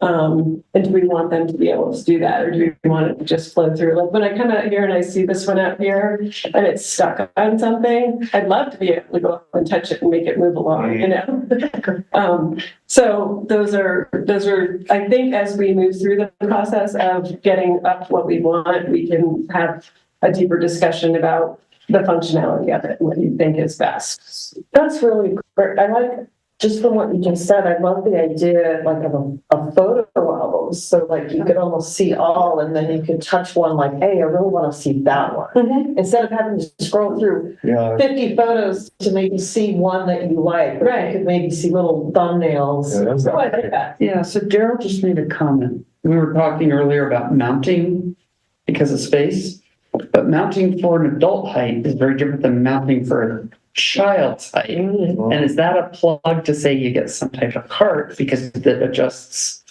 Either that or for sure having it on a stand at a certain height so that the accessibility is Yeah, there because, for and child, wheelchair, little people. Yeah, because once you mount, you're there. You're there. And I tell you, my height's very different than a child. Right. Right. Okay, we have 4 minutes left and I have some homework to give you. So do you have any other questions for Daryl? Questions, ideas, Well, thanks for dropping in. That's very helpful. Yeah. Yay. And I'll be working with you, getting you files, and we'll set up a shared folder. Okay, that sounds perfect. I'll do 2 things real quickly.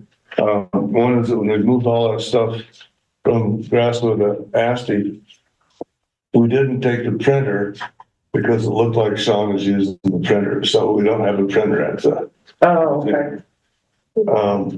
And also the, CPI, the preservation, conference, thank you, is in Colorado Springs this year, so I don't know if anybody from our group was interested in going to Colorado Springs or not, but, I guess I'm not. It's still right, but 1st of February along in there someplace, so. Oh, why do I look at this brochure?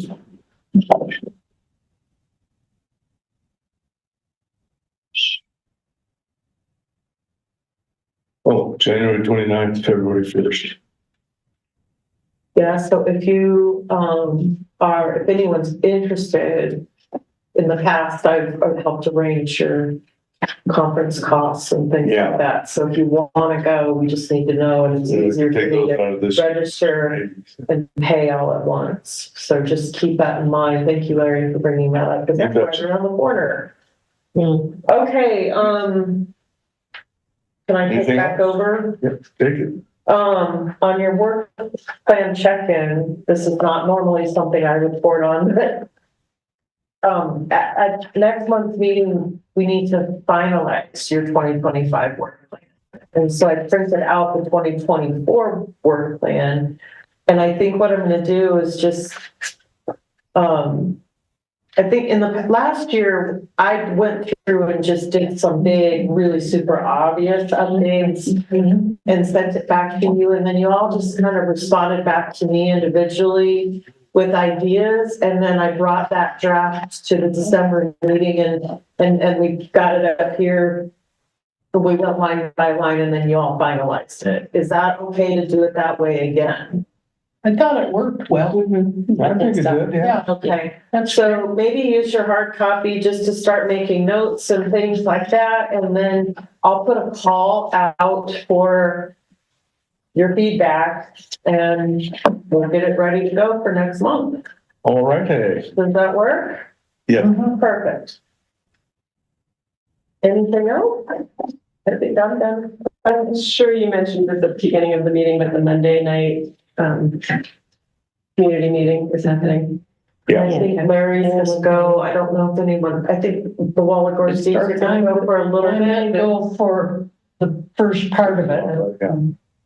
Bill, do you know if it's flagged in the park yet? It is not, I just ran through it this morning and it's not, yeah. So I do need to know. Yes, you do. Or give me a holler when you want to walk away there or something.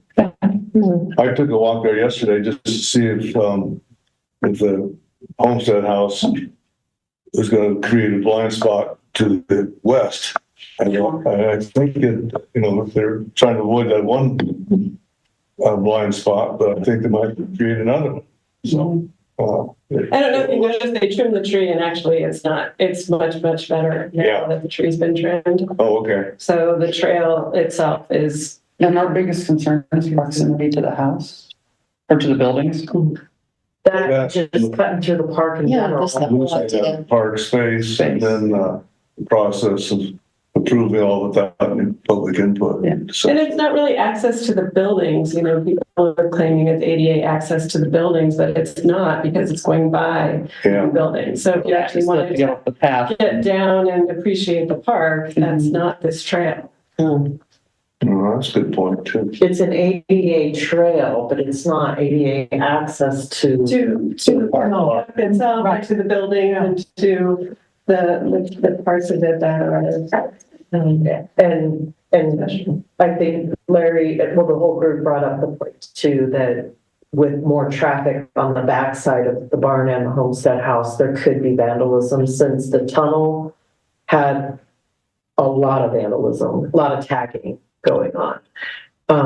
Which, there's a mural there now, so it may cut back down on that, but if there's traffic, I think this group had mentioned. Did they ever think of putting mirrors in there so that, like a mirror so you could see who's coming? Nobody ever brought up that it was dangerous until recently. I mean, I've been riding that tunnel for 28 years. My son rode it every day to school. I've never heard that it was a dangerous intersection until recently. Right. So That's a great suggestion. I just don't know that it rises to the level of danger. One of the things too that my son pointed out, who's 20 and rides a mountain bike, is where the stairs are, he's just going to go down the stairs on his mountain bike. So the people that are going on the trail are going to intersect with people riding mountain bikes down the stairs. Do we need to call the meeting and so we can just chit chat? Yeah. Okay.